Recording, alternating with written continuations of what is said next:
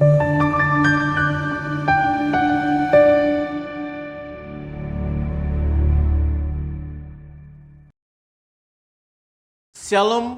Bapak Ibu dan saudara-saudari yang dikasihi Tuhan Yesus. Minggu ini adalah minggu Jubileit, bersorak-soraklah bagi Allah hai seluruh bumi. Hari ini kita akan membaca firman Tuhan dalam Yohanes 15 ayat 1 hingga ayat yang kelima. Mari kita baca bersama-sama. Demikian firman Tuhan. Akulah pokok anggur yang benar, dan Bapakulah pengusahanya. Setiap ranting padaku yang tidak berbuah, dipotongnya, dan setiap ranting yang berbuah, dibersihkannya supaya ia lebih banyak berbuah. Kamu memang sudah bersih karena firman yang telah kukatakan kepadamu. Tinggallah di dalam aku, dan aku di dalam kamu. Sama seperti ranting tidak dapat berbuah dari dirinya sendiri, kalau ia tidak tinggal pada pokok anggur. Demikian juga kamu tidak berbuah jikalau kamu tidak tinggal di dalam aku. Akulah pokok anggur dan kamulah ranting-rantingnya. Barang siapa tinggal di dalam aku dan aku di dalam dia, ia berbuah banyak, sebab di luar aku kamu tidak dapat berbuat apa-apa. Dalam introitus kita hari ini dikatakan bahwa siapa yang ada di dalam Kristus adalah ciptaan baru. Ciptaan baru mengarah pada pengertian bahwa segala sesuatu baru dalam hidup orang yang mengalami perubahan. Kalau dulu dia jahat, ketika mengenal Kristus, dia akan menjadi orang yang baik. Kalau dulu suka berbohong, ketika di dalam Kristus dia menjadi orang yang jujur. Untuk menjadi ciptaan baru, syaratnya adalah tinggal di dalam Kristus. Bapak, Ibu, dan saudara-saudari yang dikasihi Tuhan Yesus, tinggal di dalam Kristus digambarkan oleh Yohanes sebagai ranting yang menempel pada pokok anggur.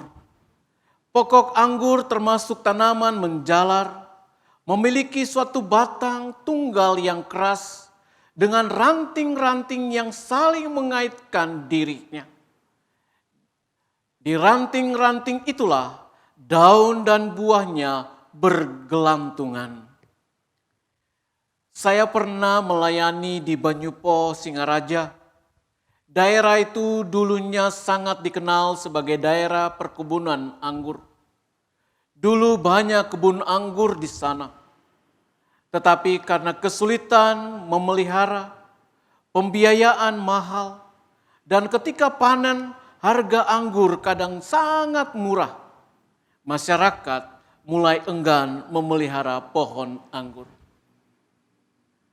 Pertama kali ketika datang ke daerah Banyupo, di sepanjang jalan ada pohon anggur yang kelihatannya kering tanpa daun.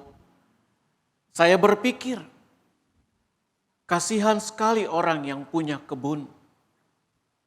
Pohon anggurnya mati dan kering. Tapi ternyata pohon itu tidak mati, tetapi sedang diremajakan, digunting daunnya supaya muncul tunas-tunas baru. Dari tunas-tunas baru itu akan muncul bunga, lalu buah. Hal ini senada dengan gambaran yang diberikan oleh Paulus dalam 2 Korintus 5 ayat 17. Bahwa semua yang ada di dalam Kristus adalah ciptaan baru. Ciptaan baru itu bagaikan tunas anggur baru yang tinggal atau menempel pada pokok anggur lalu berbuah. Jadi syarat berbuah adalah tinggal di dalam Kristus.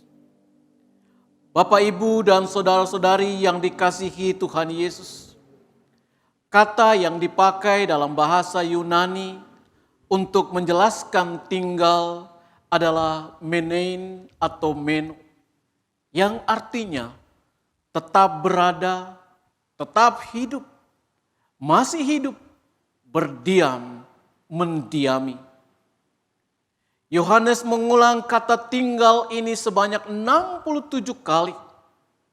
Hal ini menunjukkan bahwa kata tinggal ini sangat penting dalam pengajaran Yohanes. Kalau kita membayangkan pohon anggur, satu batang utama yang besar bisa hidup bertahun-tahun. Batang utama ini biasanya diberikan penyangga sebuah pohon yang batangnya kokoh. Dari batang utama ini ada banyak ranting yang dililitkan di kawat-kawat yang sekalian akan menjadi penguat ketika pohon anggur ini mengeluarkan buahnya yang bergelantungan. Seorang petani anggur akan memilih ranting yang baik, yang kira-kira akan menghasilkan buah. Yang tidak baik digunting lalu dibuang.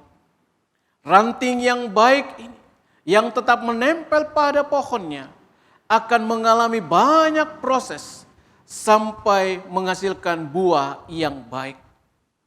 Menempel atau tinggal pada pokok anggur menggambarkan sebuah relasi yang baik antara Allah dan manusia. Sebuah hubungan yang berlangsung dalam waktu yang lama, waktu yang panjang dan terus menerus. Dalam bacaan hari ini, Yesus menantang para murid untuk tetap tinggal dalam Dia. Karena di luar Yesus, kita tidak dapat berbuat apa-apa. Hubungan yang intim dengan Yesus harus selalu dilakukan, sehingga hubungan ini akan menghasilkan buah. Dalam hubungan tersebut ada proses pembersihan atau pemotongan ranting, yang menjadi hal yang sangat penting bagi pohon anggur supaya produktif dalam menghasilkan buah. Ranting-ranting yang tidak berguna dipotong, tetapi ranting yang berbuah dibersihkan supaya lebih banyak lagi berbuah dan berbuah lebat. Bapak, Ibu, dan saudara-saudari yang dikasihi Tuhan Yesus, seorang murid Kristus dapat berbuah jika dia tinggal tetap di dalam Yesus. Ranting-ranting yang perlu dipotong harus segera dipotong. Dan ranting yang sudah berbuah tetap harus dibersihkan supaya lebih banyak lagi menghasilkan buah. Sebab nama Tuhan akan dimuliakan lewat buah kehidupan kita. Hubungan Yesus dan umatnya itu digambarkan seperti pokok anggur dengan ranting anggur. Yesus berkata, "Akulah pokok anggur yang benar, dan kamulah ranting-rantingnya."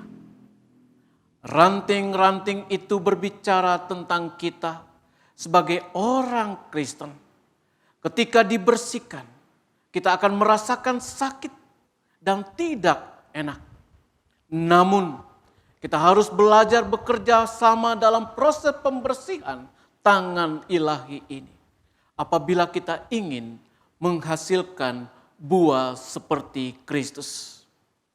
Bapak, Ibu, dan saudara-saudari yang dikasihi Tuhan Yesus. Karena itu, sebagai ciptaan baru, tinggallah selalu di dalam Kristus, supaya kita selalu dapat berbuah. Sehingga ketika orang lain melihat hidup kita, tindakan, cara berpikir, karakter baik dan benar, orang lain akan melihat Kristus dalam hidup kita. Menghasilkan buah yang baik dan selalu memuliakan Tuhan dalam kehidupan kita. Tuhan memberkati kita semua. Amin.